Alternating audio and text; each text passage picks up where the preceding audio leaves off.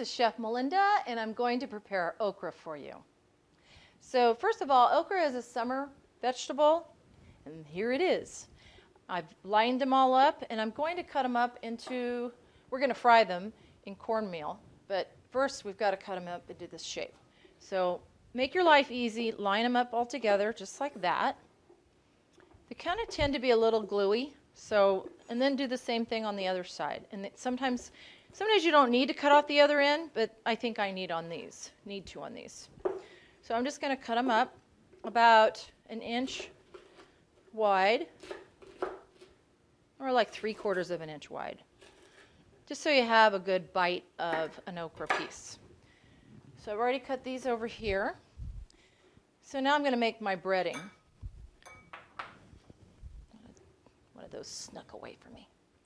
So in your breading, you need either cornmeal, or in this case, I bought corn flour. It's a little more finely ground, and I think it has a better mouth feel. So you dump that into your little bowl. And this is what we call AP flour, which is all-purpose flour. And then, to top it off, is my homemade Cajun seasoning. Give it a little kick. So just stir that around with your fork. And your okra is going to have a little bit of gluey stuff on it, so you don't really need to. Some people dip it in egg. I don't do that. I just put mine right into the mixture, into the breading,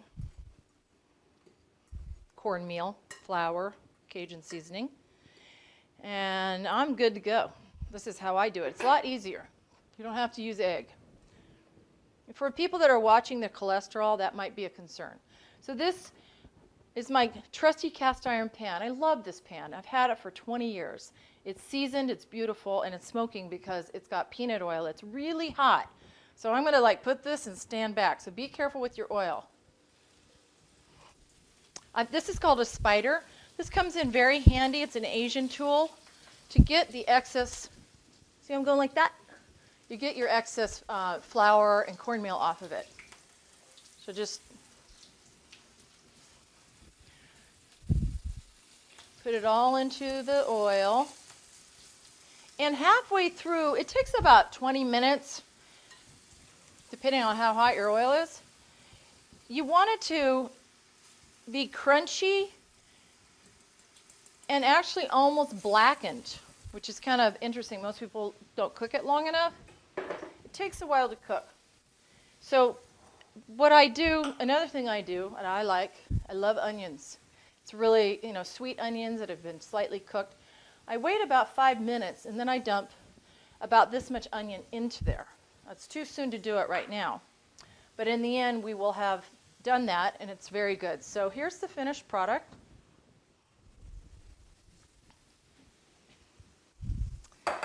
And there you go. I'm Chef Melinda, and I just made you okra.